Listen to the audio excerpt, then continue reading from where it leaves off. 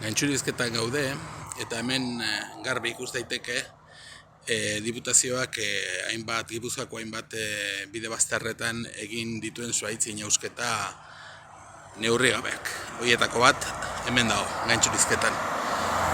Bolo-bolo dabilen zurrumurroaren arabera, inausketa hauek egin ditu turra pasatzean, airetiko irudiak, helikopterotik hartutako irudiak eta hobeto dorresago hartu alizateko. Eguzkikok ezin dugu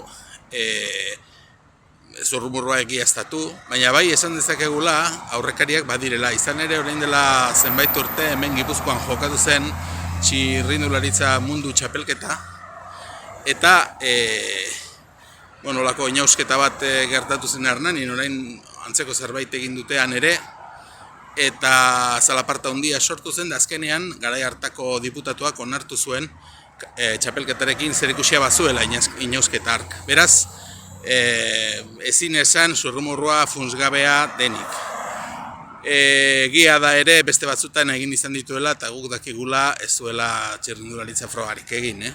Baina gauza dien bezala ezin da esan zurrumurri burugabea denik. Burugabea iruditzen zaiguna da inausketa hau. Eta gure ustez bakigu diputazioa ez dela azalpenak eman zalea, baina ondo litzateke jakitea ze nolako oinarrietan edo ze irizpideak erabili dituen horrelako inausketa gure ustez neurrigabeak egiteko.